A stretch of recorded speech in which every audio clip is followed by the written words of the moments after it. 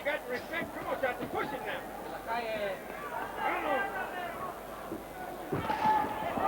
Tapia again trying to put together that combination. Not as effective with it as early. And he takes the right hand that time by Johnson. Johnson says, come on, I'll take you. Now, strategically, I think that Johnny Tapia does better when he's on the inside.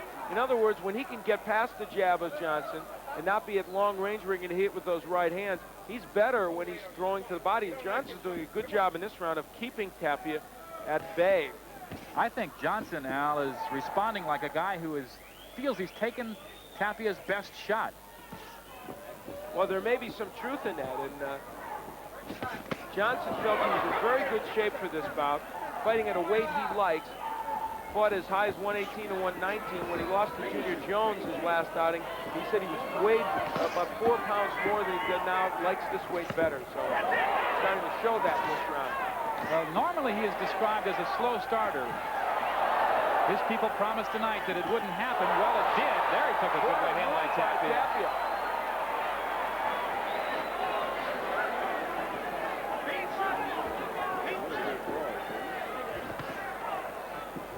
We've seen some interesting and unorthodox moves in this bout. Good fight through 3 rounds. Bantamweights. Take a deep breath. John Michael Johnson. He caught you with a good shot. And Johnny Tapia. Tapia. You didn't do nothing. Hey, you're backing the kid up. Every time he's moving, boom, boom, boom. Let's start banging on him, baby. Bang on him. Good. Okay, don't let yourself go. More coming up. Watch this move by Johnny Tapia. Gives him a head fake. Boom, a right hand right up the gut. Now, you know who used to do that? Lonnie Smith, the former junior welterweight champion, would turn away and then throw that right hand. Yeah. Everything in combination, Bob. Everything in What combination. am I doing wrong? You're doing fine. A little busier, though. And when he's trying to coast, don't let him. When he's coasting, don't stay in front of him. Don't stay in front of him. And we're back live, awaiting round 4 here. Good bantamweight bout between Johnny Tapia here, he with a tattoo in his chest, against John Michael Johnson, who has appeared to gain a little in confidence in the last 2 rounds. Excellent 3rd round, especially for John Michael Johnson, with landing some good right hands of his own. Boxing well now. Rich Lander, who works out of John Michael Johnson's corner, told us that he thought, and having worked in another fight that Tapia had, he worked across the ring from him for another fighter, and they observed during that fight that what they thought they could do is get him with uppercuts, get him with a left hook. So that's something to keep an eye on here for Gonzalez as we look at the punch profile. Excuse me, Johnson. And Johnson, ironically, there's the left hook by Johnson. Ironically, it's really been the right hands by Johnson so far. So the hooks and the uppercuts may still come, but they didn't earlier. But now John Michael Johnson is getting the hook in. Very prophetic. They heard you talking about it, Pete. Rich Lander, if that name sounds familiar, he's the man who works with Alfred Rangel, who will be seeing against Dave Gomez, I believe, on October 31st up in Las Vegas. And Alfred, the one who suffered that very disappointing loss to Louis Espinosa, and about that I and about 100 people that wrote me letters thought he won, but the judges didn't see it that way. More letters sent to me probably on that match, being upset about that decision, than any other single fight in the 9.5 years. I was going to say that's a mouthful, because you've been here for a while. Yeah, we've had some letters. Johnny Tapia has backed off offensively here too since that exchange, and where he took those 2 left hooks. Finally, he shows some offense here. He took about a 40-second break.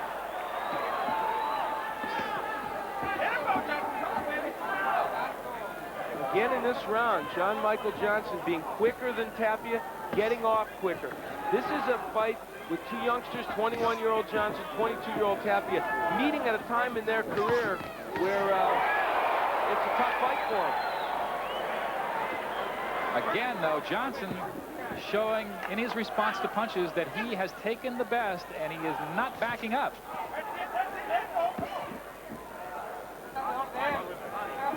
And that has made it a much better fight.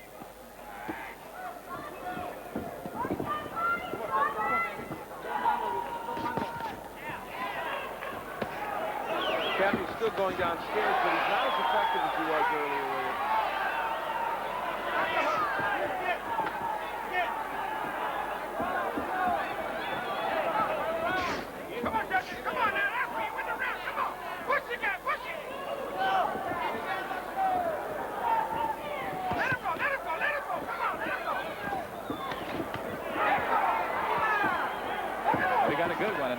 to it shortly.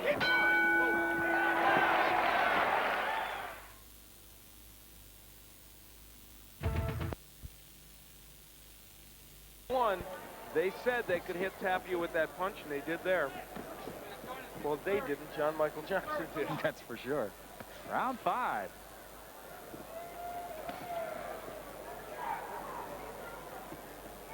It is scheduled for 8.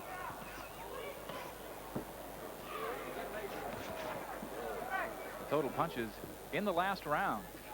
And again, showing a trend of Johnson really taking a little bit of control. I had him winning that round also, and I have him winning the last 2. So John Michael Johnson is really starting to establish himself in this bout. These two fighters, Al, with Tapia only 11 fights and Johnson only 10 professional, very, very polished. I guess that bespeaks their extensive amateur records. Yeah, both were very good amateur boxers, and you can see that. Now, I'll tell you what, though. For Johnny Tapia, he is making a strategic error, in my opinion. He is stronger, I think, on the inside than John Michael Johnson. If he could get in there like he was in the first round and whack with that left hook to the body and the head and push him around a little bit, he'd do much better. On the outside, Johnson is a very good boxer. And Al scoring through 4 rounds, dead even. First 2 rounds to Tapia, the last 2 to Johnson. This one very close. Good left hook by Tapia that time. Doesn't seem to faze Johnson, though. And Tapia didn't step in with that. He should be doubling with that left hook to the body and the head. Now, John Michael Johnson has found a home for that right hand here. That's Tapia's right. Tapia didn't have a whole lot of leverage behind that right. Better round for Johnny Tapia, though. Another right.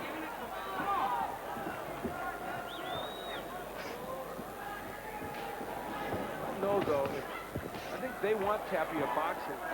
These Johnson people do. Although Tapia's boxing pretty well in this round, they want Johnson to push him backwards. He's doing that, but he's not landing effectively. I tell you, Al, that move by Tapia may work well in the NFL on some defensive back, but I don't know if I'd want to be moving my head left and going right, or vice versa. It's an unorthodox move in boxing, to be sure. You're right. For a wide receiver, it's fine.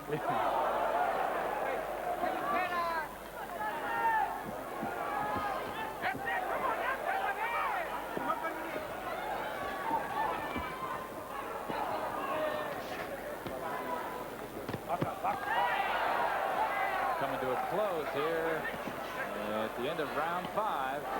Continues fast pace. Back in Phoenix in a moment.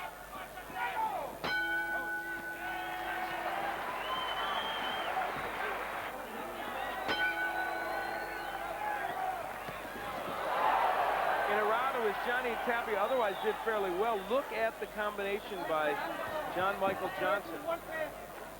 And Tapia came out firing a blistering combination to start this round.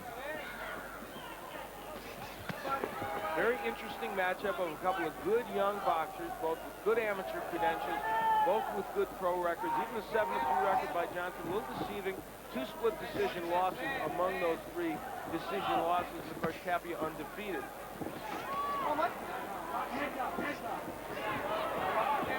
Tapia has gone 8 rounds 3 times.